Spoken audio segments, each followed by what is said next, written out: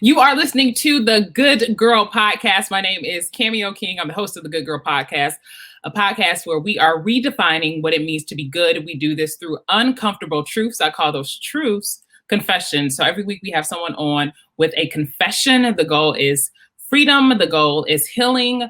The goal is for you to walk in your truth, because that is the only way you can get free. I'm excited about this week's podcast. I think it's a great way to tie up the season. Yes, we are going to take a break. We pushed through I think we've been going consistently for a year. We kept going during the pandemic. We typically take a break in the summer. And so we're going to try that again. We're still going to obviously produce content. We're still going to have videos, me engaging on social media. We may do like one or two like live events, and I may also just pop in there randomly. So that don't mean you completely disengage from the Good Girl Podcast. But excited for today's conversation. And if you haven't already, because every season we like to take it up a notch. Who knows? You know what, guys? We may have Oprah on. I'm on my manifesting tip, right? So we may have Oprah, we may have Beyonce, we may have Meg Thee Stallion. You just never know. Tell me what your interests are. Who you be with? And also don't forget, we're always as well accepting confessions, right? You can just click that. You can go to our website. You can click our link in our bio on Instagram. And there is a way where you can submit your confession and even submit a topic that you want us to talk about. And we may contact you. Remember what a confession is, because I get this a lot. Let's be real clear. A confession is something that you are admitting, something that maybe you aren't too proud of, maybe a faux pas conversation that you want to talk about. Not something you're trying to preach to folks, right? We don't want that. Not necessarily your mantra either, but it is a sincere confession, something that you have grown from, something that can free others, and something that you had to even be freed from yourself. So make sure you do that and make sure you stay connected with us. But let's hop into today's conversation. And I'm so excited because you know why? Because I got my homie. Hey, girl. Hey. What up, though? What up, though? I got my homegirl, Danielle Moore. She is a familiar face in the Good Girl Podcast land. She is my business bestie. She just so happens to be, out of all of this, she just so happens to be a licensed mental health therapist. She is the head practitioner at the Refresh Wellness Center, and that is a telehealth therapy business. You can call in and you can get therapy. And she's been doing this since before the pandemic, because you foresaw this. You foresaw these things. Absolutely. I wanted to make sure that my services were available to people who weren't just in my physical location in Dallas, Texas. And so Refresh Wellness Center was born in the virtual space in 2018 and has been 100% virtual since February 18th of 2018. Yeah. So we're pro therapy here. So excited about today's show. Today's topic really came out of me running my mouth. And Danny putting on her therapist hat and talking about the consistent conflicts that I saw in my life, and about why I continued to see these conflicts. And so always interested in learning, always interested in growing, and always interested in being a better person. And so if you don't know, we're going to talk about today the number one issue that causes the majority of problems in all relationships. And I know that can seem like a catch-all, like how can one issue really cause all the problems in relationships? But it is. And we're going to talk about it today. All right. But before we do that, let's do this little fun game. It's not a game, but it's just like kind of like a shoot from your hip. Like, what song is on your mind? Bring us into the present moment, because that's all we have is the present moment, is right now. So Danny, I'm gonna toss it over to you, and I'll probably go too, because I have a song right here. right? I have a song right here. And so I'm gonna count down to 3. Count down to 1, not to 3. I'm gonna count down, and then you have to go, okay? Whatever song is on your heart that brings us into the present moment, right? 3, 2, 1. Well, now. You were supposed to go! Oh! Killing me softly. I can't sing, y'all. I can't sing, but I'm telling you, like, my like, when something hits or when something resonates with me, I say one or two things, baby or boy. That brings us into this current space. We all need to be able to just have that Beyonce register just for that one run. Just for that run, so that we can express ourselves appropriately. Yeah. But you know what? We do it anyway, off key. We do. Unashamed. Because it hits on the appropriate time. Every time. Especially when when we're talking about a guy and he's being inappropriate, or when he's being extremely appropriate, and you just be like, boy. It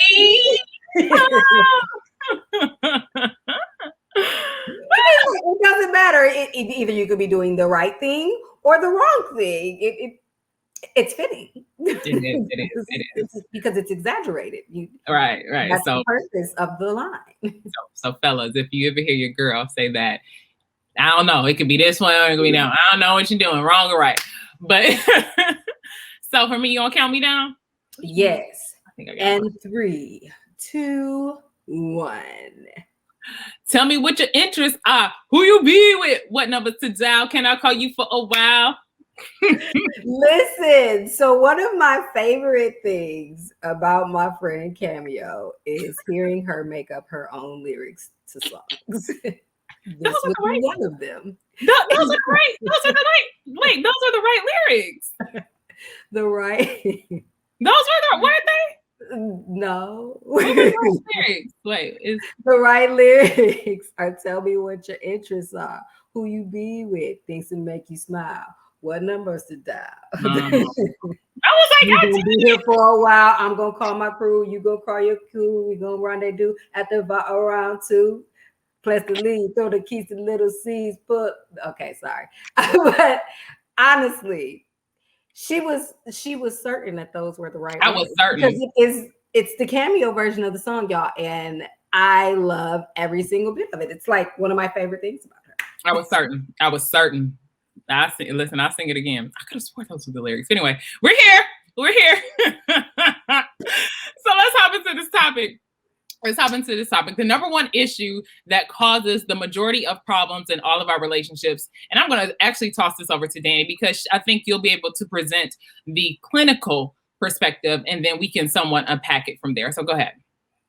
The number one issue that causes conflict in most relationships is when one or both parties is unwilling to do their work. And what I mean by that is, either someone has evolved or is in a place where they're asserting that something's not working for them, and the other party is either unwilling to hear them, unwilling to grow with them, projecting their own thing. It comes or it can be a clash of both, right? Mm-hmm.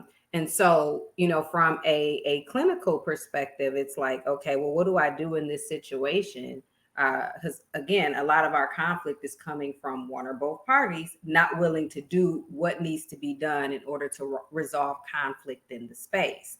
And so being able to kind of talk through without being triggered, going back and forth because you feel embarrassed or called on the carpet, and then you become defensive, and then you deflect, and then it just becomes the situation where it becomes more and more conflict until someone has to make a decision to disengage. Yeah. And I think it's so important also that we make this as practical as possible. So what does this look like when I have an issue with anybody, right? So this isn't just specific to romantic relationships. This is romantic, familial, even on the job. that when someone essentially does not accept responsibility for their, because I think that's what it comes down to, like you're not accepting responsibility for your actions or what led us to this point of tension or conflict. It's just, I'm pointing the finger at you.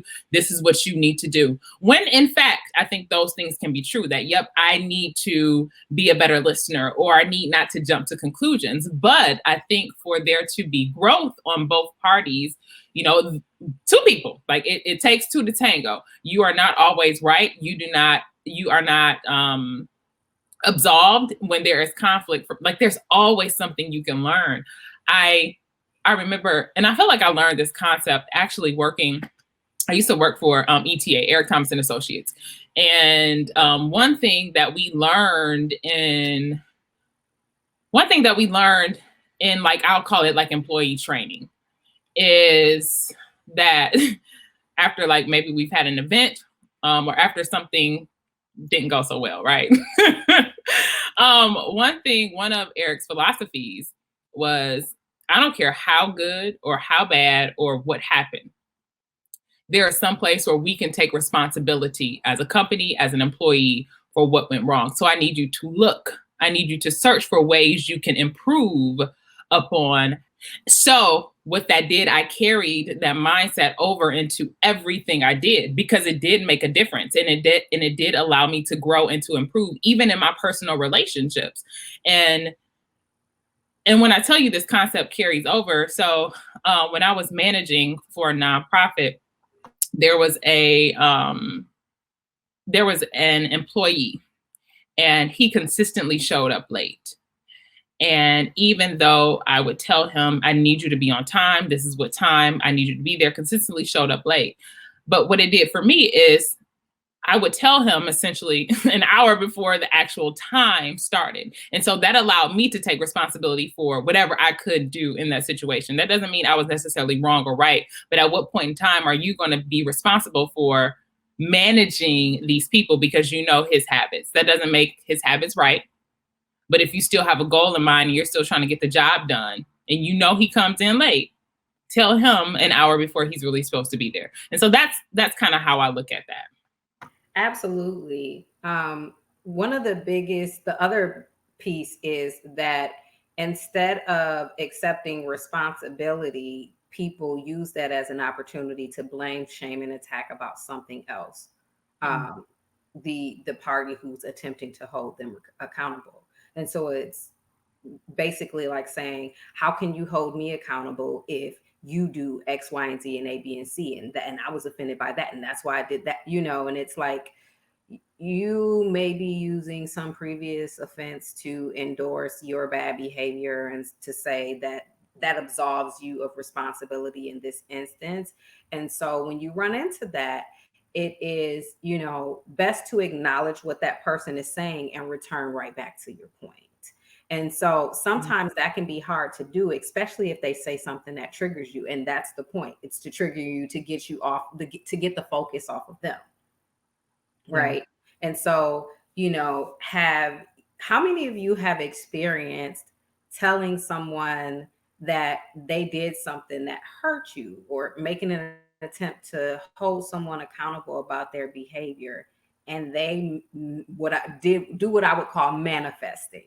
They manifest and they start cussing and screaming, and they become agitated and aggressive and loud. Their tone becomes elevated, and all of this stuff is to manipulate you into cowering down and reverting and not holding them accountable for whatever behavior.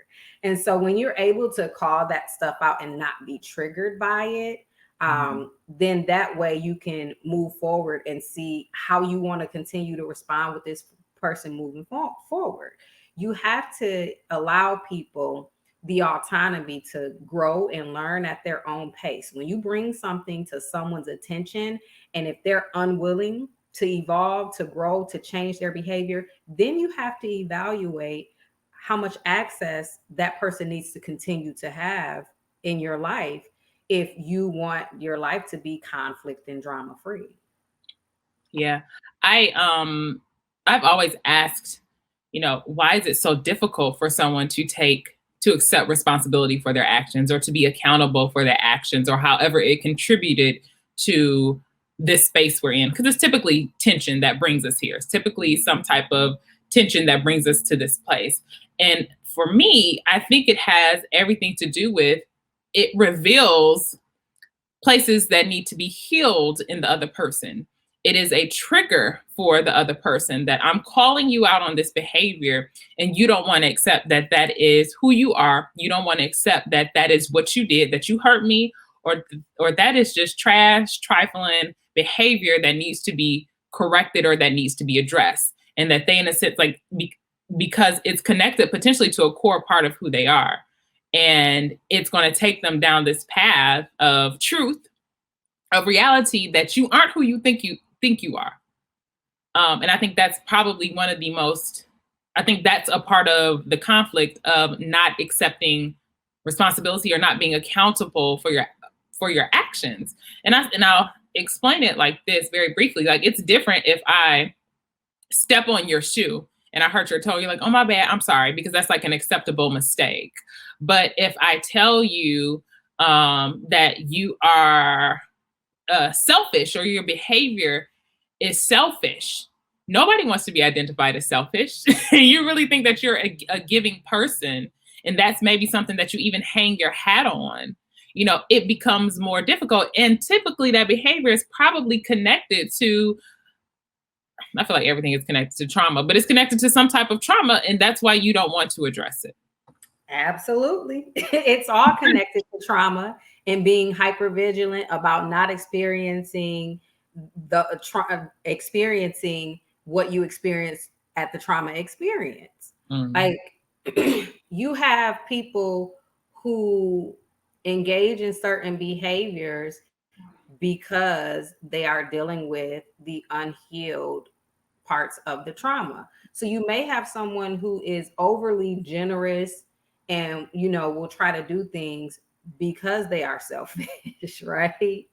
Or because they want to be the person in the position that's giving, and that's something that they want to leverage, and they want to use that to manipulate you. How many of you have ever experienced having someone do something for you and then they constantly remind you that they did that for you, and it's something that they leverage over you, and it's also something that they use to mistreat or mishandle you?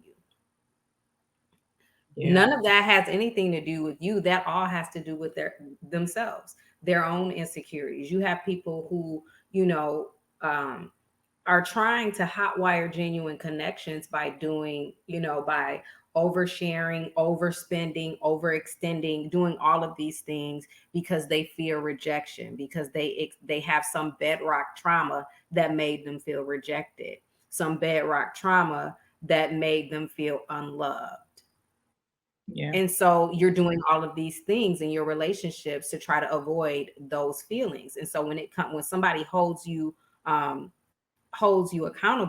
and calls you on a carpet about your behavior, like, hey, like, you know, this is affecting me in this way, all they're thinking about is what their intentions were. And they don't care about what the impact was because they set out to do something different, which is why parents have such a hard time with being accountable for their bad behavior toward their kids, because they think that their intentions absolve them of absolves them of everything that they did that didn't go well or that didn't go right. It absolves them of the responsibility for the things that went wrong, and it doesn't. And it makes me wonder too if individuals know that that's what's happening. My theory is some do and some don't, right? Some are highly aware that I am intentionally avoiding accepting responsibility for my behavior in this conversation, that I want to bring up something else about you, something else about your wrong. Like, we're talking about your selfish behavior, but you want to bring up the fact that, you know, well, I didn't wash the dishes 2 weeks ago, you know, which is true. But what that does is that flips the script, that changes the conversation. And I love how you said, I kind of want to bring that back around. Like, we can acknowledge that, like, you're right, I didn't wash the dishes those 2 weeks ago, but we can talk about that later. Right now, we're talking about this because this is the issue I brought up.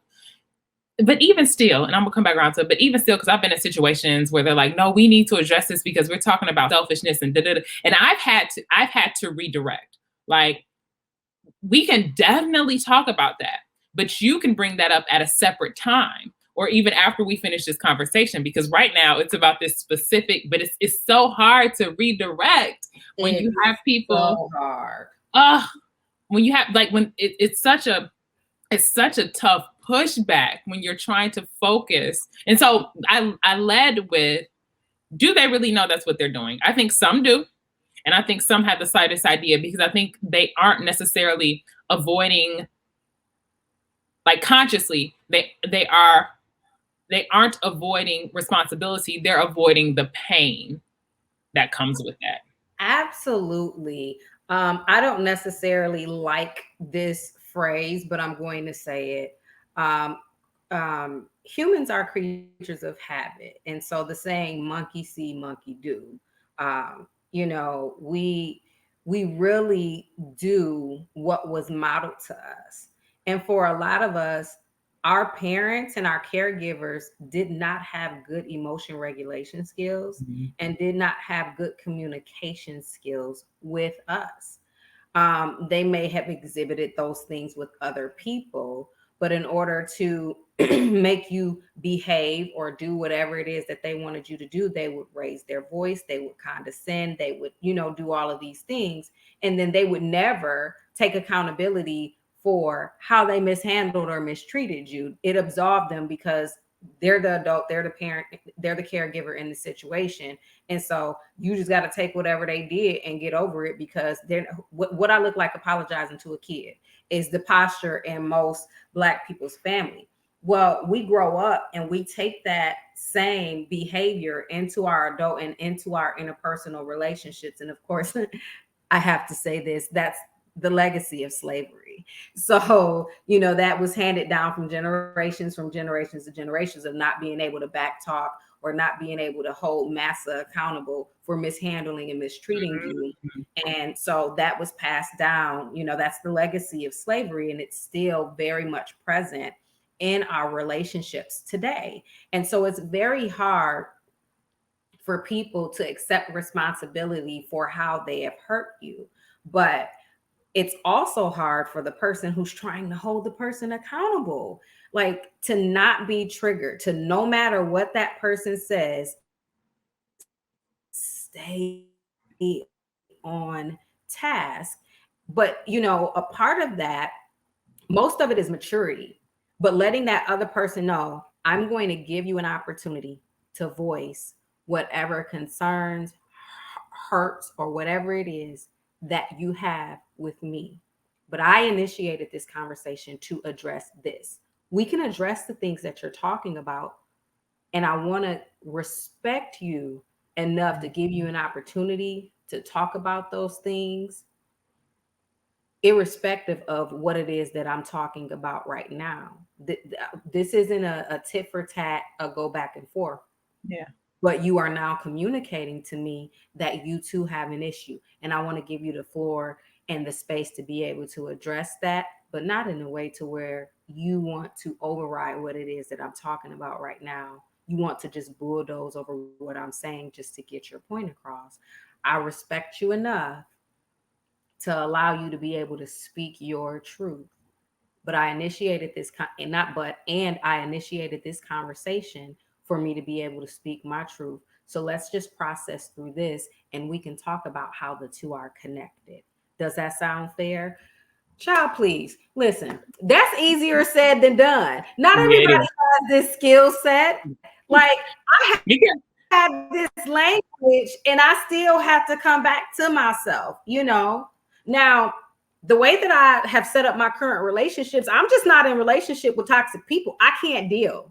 Like I can't. And so sometimes when people have decided that they are committed to being in conflict with you, you have to disengage. And Yeah. that's the part that's hard. Your growth, your healing, your evolution may cause you to have to disengage completely or disengage, somewhat from people who are committed to drama, conflict, etc.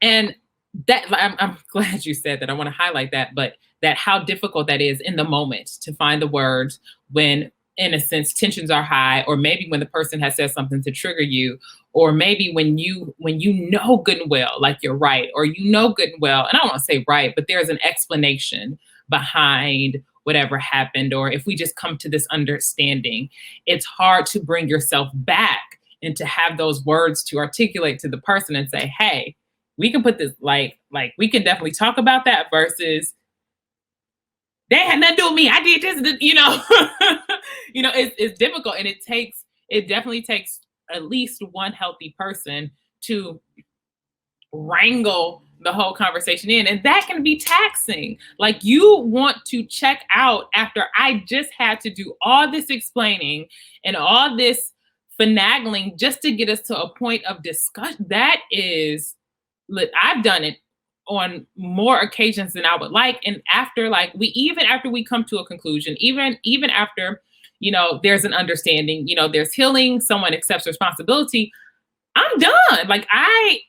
I don't want to. My heart has just gone through a series of emotional Olympics with this person, because it took me so much to get you to accept. Like, I had to create a mathematical equation. I had to, put you in a corner. I had to shut all this stuff down. I had to show you 5 examples of how that doesn't make sense, and then give you a literal playback of the voice notes you just left me to prove to you that somebody would do all that. But you're having to do that because the person does not want to accept responsibility. And so they're deflecting because they are embarrassed. It's not because they don't understand. It is because they are committed to not accepting responsibility for their actions. They think that their actions are justified based on something, based on whatever it is that they feel like they're justified upon. It's really hard being that person when you're the person who was wronged in the situation, and that person continues to blame, shame, attack, deflect, and is just unwilling. And that's the point when you have to decide, like, I cannot make people into something that they are not. You know what? I remember talking to you about a particular situation. And I said, Cameo, you know what it is about you? You expect better from them. You expect better from them. You want them to be better. You see their potential. Like, you are holding them to a higher standard that they just don't have. They just don't have it.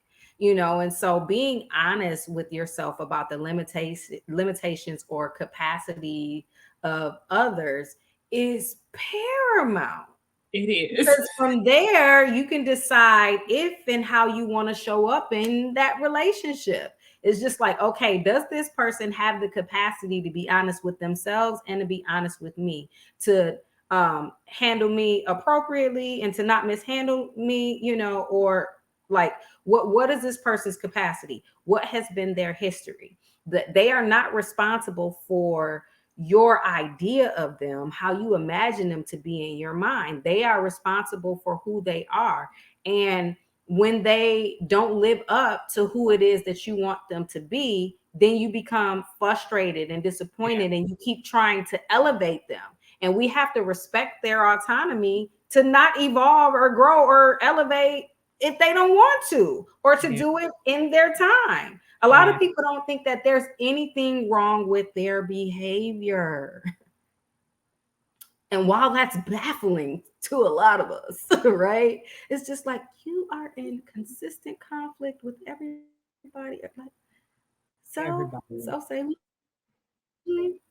like, do you have any conversations with yourself? Do you have any conversations with your therapist? Do you have a therapist? Oh, okay. You need therapy. All right. Everybody tells you that you need therapy because clearly nobody's getting through to you. You make irrational decisions all the time, like, and you expect for people to just go along with what you're saying. And then you find, a group of yes people who are unwilling to challenge your bad behavior. And you think as long as you got your yes committee, you can continue on with everybody else just being toxic. And it's like, not in 2021, not amid a global pandemic, not after we have sat in the house for a whole year and we have had to focus on our mental health and you ain't focused on nothing. Yeah, no, just I can't. Like, you know what? Deuces. I'm gonna have to check the deuces, bruh, sis. I love how you also, like, even in this space, you're saying like it is not, if you continue to engage with people who show up like this, then that's on you. Right. And so again, even in this conversation, we are not saying it's all the other person's fault. It takes two people to show up in a relationship and for conflict to continue, for conflict to ensue.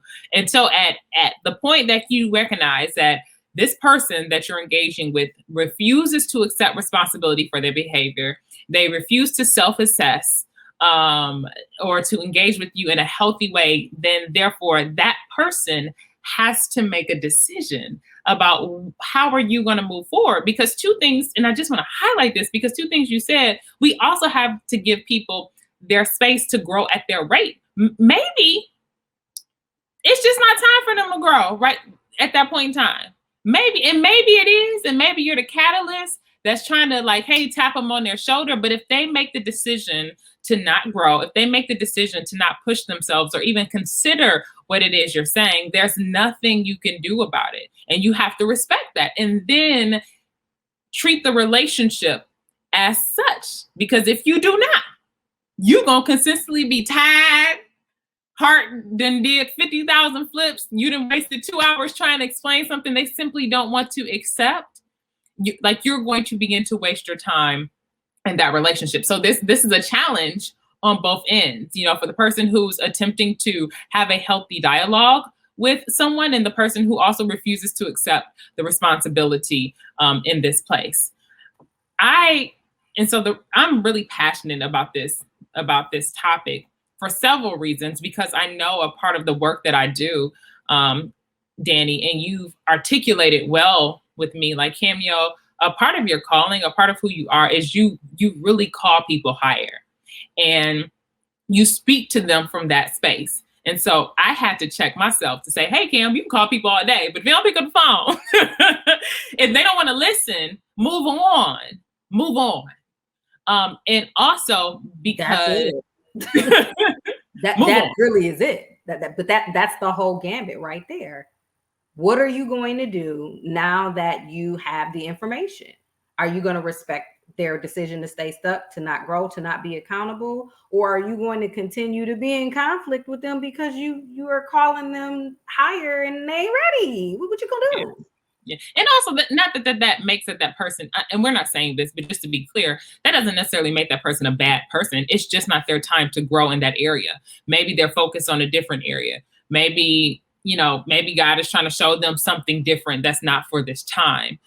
So just to make that clear. That's good. I just wanted to say that it is important that we stop assigning good and bad to that. Mm-hmm. People are on a journey through this life, and we all reach our peaks and valleys at the design time that God allows for us to reach our peaks and valleys. And just because something is right for you at this time, it doesn't necessarily mean that it's going to be right for everyone in your life. And you have to move around accordingly and do so guilt-free and without being bitter toward the other person, because people really are doing the best that they can with the capacity that they have. And if you don't understand their capacity, that's not their fault, really. Like, when you observe somebody and engage with them and they keep showing up how they are, you're able to assess where their capacity is, but you want them to do better than what they can do. Like, I mean, you have to let them do it at their own pace. That's a matter of respecting them and respecting yourself. Yeah. And again, also glad that you highlighted that, and that this conversation is layered. And again, not pointing the finger, but just how can we navigate our relationships better when there is tension and there seems to be no solution. And I think that's also a aspect of loving someone, because I think it's different. This conversation or this relationship looks different when you're talking about maybe a friend or a coworker. than when you're talking about a marriage, right?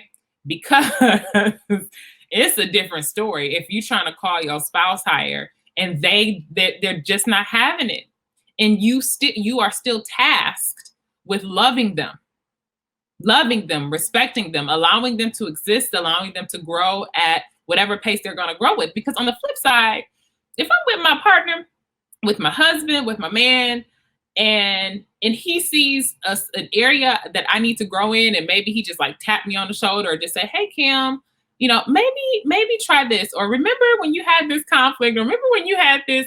Just trying to show me, but I still refuse to see it. I don't stop loving me. Like, don't like what then in my mind, what then is love if you can't love me through my rough patches, right? If you can't love me as I'm growing, what then is that?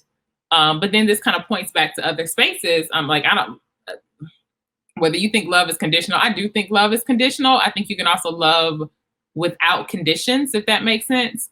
Um, is it love? Yeah, love without condition. Love without conditions. But I think this also goes back to the foundation of that said relationship, right? You know, what is our foundation? What do we believe collectively? What are our values? Um, what are we creating together? Um, do we have congruent lifestyles? That's something you mentioned a lot. And I think as you're working through that conflict, those things will bubble up and be apparent. But also, he or she just may not change. And it's just something that we have to accept, and you still gotta love them. I think the thing here that I want people to understand is you have to choose whether you want to continue to remain in conflict or not. You know, of course it is much more challenging and difficult in a romantic relationship where you are married and committed to building a life with this person. You still have to decide, like, okay, if this is this person's capacity, how do I adjust to make this, something that works for me? And if it's something that doesn't work for you, well, then there's a different conversation that needs to be had. But I think, far too many times in non-romantic relationships, but in familial relationships, we end up in very toxic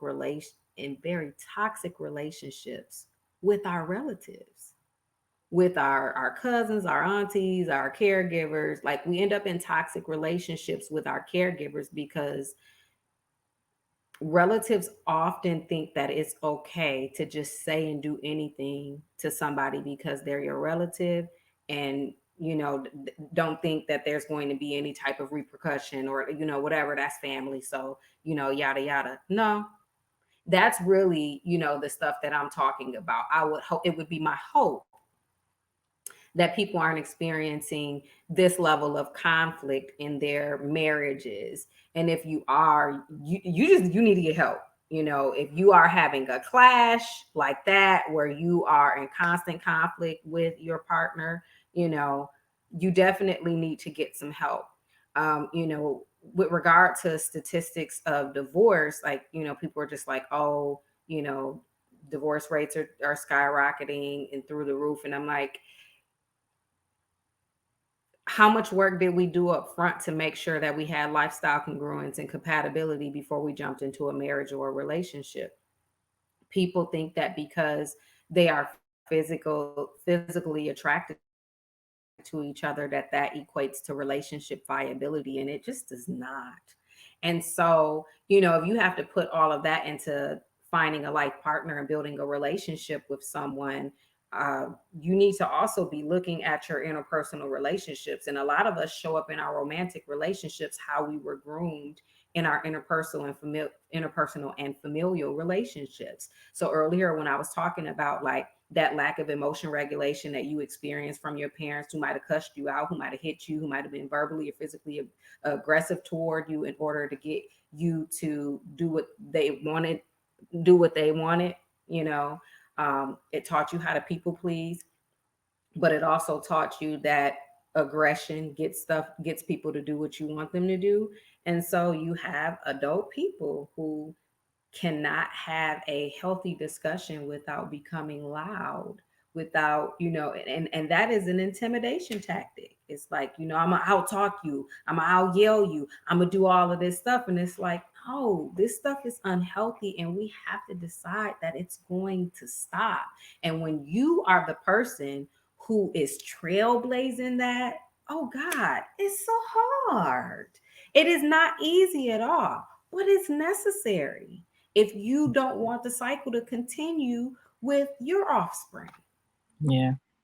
I was about to sing, it's so hard to say goodbye. I'm gonna stop there because I have like five different versions and lyrics going on. So I'm gonna stop there since you made that reference earlier. So, and another reason, Danny, that this hits home for me, because on the flip side of it, before I came to this realization that this is what was happening, that there was conflict and parties were not taking responsibility for their actions, I was the person who took responsibility for people's actions, right? When I self-assessed and said, yep, I was wrong here, I was wrong here, and I was wrong here, which were all true, but the other party didn't do it. And it very much left me taxed, hurt, and not healed. Because when there is responsibility, when there is accountability for folks' actions, then I think apologies come, changed behavior comes. You cannot begin to change your behavior if you don't accept it. If you do realize that there's conflict between you and someone that you want to be in relationship with, you can't change your behavior until you acknowledge it, and also acknowledging the hurt that you caused the person. But what it was for me is I was just like, okay, cool, yep, I did this wrong, and in a sense, let the person just kind of get off scot-free. And you were carrying the weight of other people's stuff, and you cannot carry the weight of other people's healing, other people's mess, other people's whatever. Like, yeah, you were taking all of that on and carrying it yourself, and that stuff will cause you to be anxious, depressed, stressed out, frustrated, on edge. It'll cause you to be all of those things, and it's not yours to carry, but you're trying to be the bigger person in the situation by carrying it. And that is abusive to yourself. It is. And I think that's the word here, trying to be the bigger person. And we think it's noble. We think it's something to beat your chest for, but it's not, because you are dishonoring yourself in this space. It's not helpful to anyone, and you also do a disservice to the other person by not holding them accountable. And in a sense, like, no, I'm not gonna hold your stuff. Take it back. This is for you to hold. This is for you to assess. This is for you to chew on and marinate on, to see if there is some place where you can be better at. Because also what I think it does, and this is, I think, a different slice of the same pie, it in so many words, it makes me or the other party responsible for their healing. And I can't do that. That's not my job. That, like, I literally, No, I can't do it. And I don't know if we really understand what that looks like when we're in conversation and you think I'm responsible for your healing. So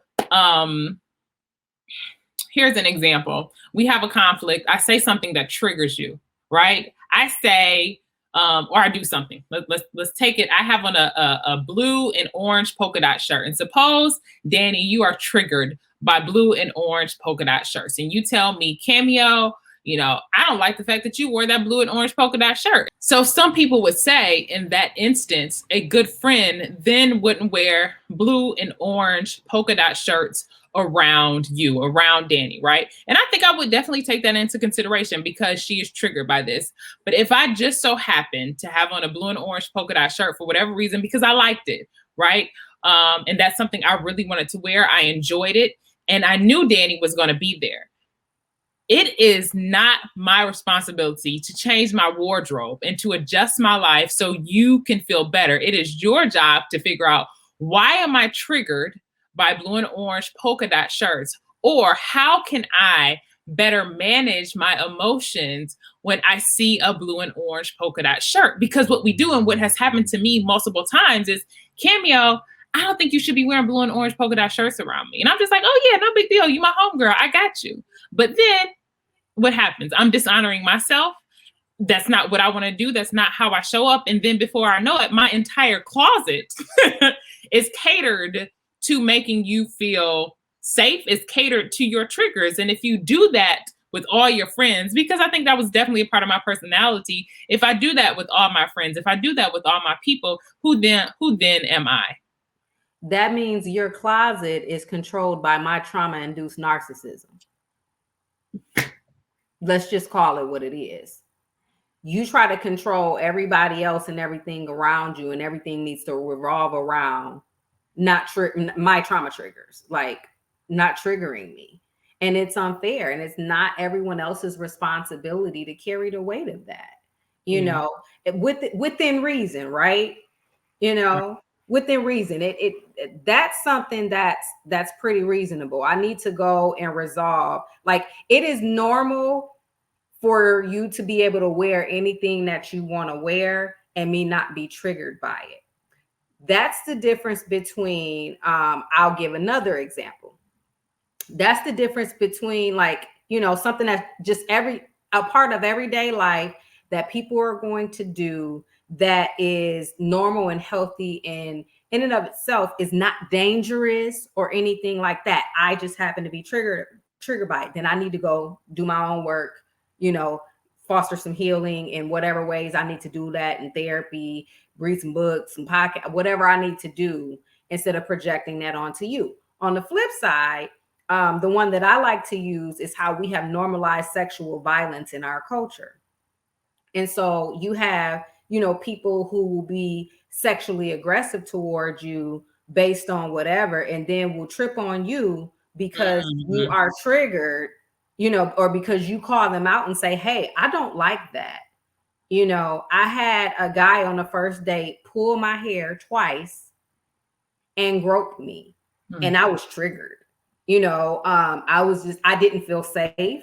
I didn't feel comfortable. He had, first of all, that was just way too much too soon. Like, we aren't even, like, I don't even know your middle name. What's happening here? Like, this is too much. Like, what do you think? Like, the fact that you were this sexually aggressive and then just that aggressive, like, it's one thing for a guy to be touchy-feely in a way that's gentle, or they, or they kiss you and it's sensual, and it's no, it was rough. Like, what would make you pull my hair? Like, and on the first, but I was gonna say on the first date, but period. But it's period. Without asking me or knowing me, we haven't even had, enough non-sexually intimate exchanges for you to even try to do something that was sexually intimate, but also to escalate that to what I consider to be sexual violence. Some people like to have their hair pulled, they like to be choked or get smacked and stuff like that. That's normalized sexual violence. You can call it what you want. But for me, I don't like anything that is aggressive. I don't want you to aggress toward me. You didn't even know me well enough to even know that. Like, you just thought it was okay to be aggressive with someone. That's not something that I was being unreasonable about. That's not something that should be normalized, even though a lot of it is normalized. People think that because they seen 50 Shades of Grey, and you're into this, what is it, BDSM or whatever, all of this, sexually violent stuff that gets normalized. Someone said something really funny. They posted a picture of a trailer in the middle of the woods and said, if the guy from 50 Shades of Grey lived in this trailer, this would be an episode of Criminal Minds instead of a movie called 50 Shades of Grey. You know what I mean? If he was doing this same stuff and if he was broke and living in this trailer, it would be looked at as different. Again, mass media and popular culture may normalize some stuff, but if you trigger somebody, you need to be held accountable for your behavior, and you need to be able to respect their boundaries, not blame, shame, and attack them like this young man did when I addressed him about it. You know, he became defensive and he groped me again. Oh my gosh. And I never talked to him again after that. And instead of assessing to say, I could be wrong. Like let's start there. Like when you're in conflict, because I think that's a good place to start.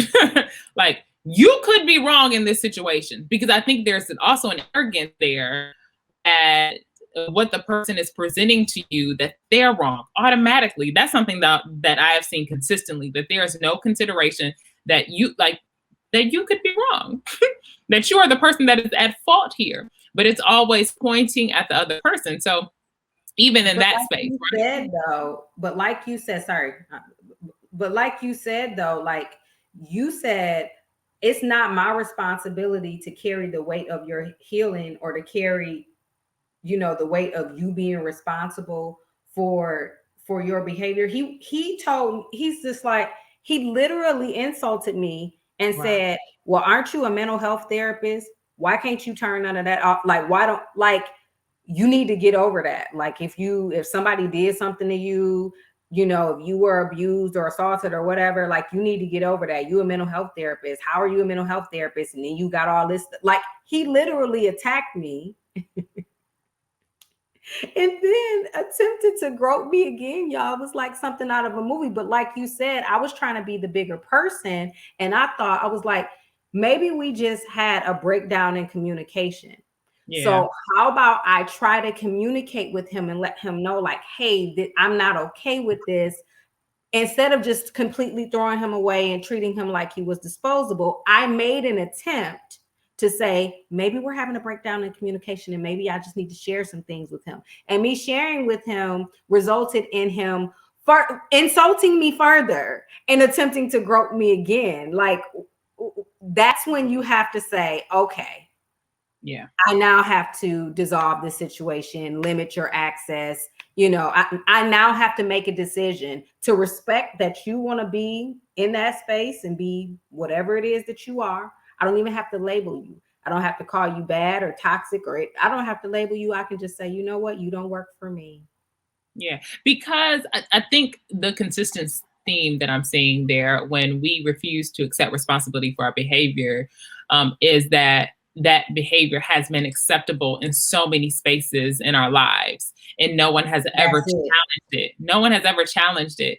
And so when someone does come along to challenge it, you feel attacked. But even shifting, like just because someone is addressing how your behavior is not necessarily an attack. It could be an opportunity for you to grow, an opportunity for you to see a different perspective, or that there is a different way, or that, hey, you may encounter some women that enjoy their hair being pulled, right? But baby, this one doesn't, right? Or no, baby, you got to wait till we 6 months in until I tell you I like or I have to feel safe around you before we even begin to have that conversation. Because do you know when I pull back? Do you know what that means? Like, are you paying attention to? But I think overall, that is what is at play. But that is a part of growth. That as we move along in life, everything isn't going to confirm our experiences. It's not going to confirm. It's not going to affirm. Growth pushes you out of your boxes. It pushes you out of what you know. And if we are consistently pushing back on things that challenge us, that challenge how we think, challenge how we move in the world, we're not going to grow. We're not going to grow. We're going to stay who we are. We're going to be the same person we were 5 years ago, 10 years ago. And we're going to wonder why all of our relationships have either fallen apart or you haven't evolved. You got to grow. So, Danny, I thank you so much for being a part of the Good Girl podcast. Woo, woo, woo, woo. Thank you so much for having me. It is always, always a pleasure to come in and say what up, though, to my good girl fam. Always. And so if you are listening again, do not forget to subscribe to the Good Girl Podcast. We can be found on all platforms. Also, find us on social media. We're going to do some fun things while we are on break. And that's it. Thank you so much for listening to the Good Girl Podcast. And I hope you continue to believe in the good. Big bags busting out the Bentley Benz, take it up, let's see other day, make it other again. Hey, Lean. if it's up, hey, then it's bop, bop, bop, up, then it's hey. Okay. Boom, boom, boom.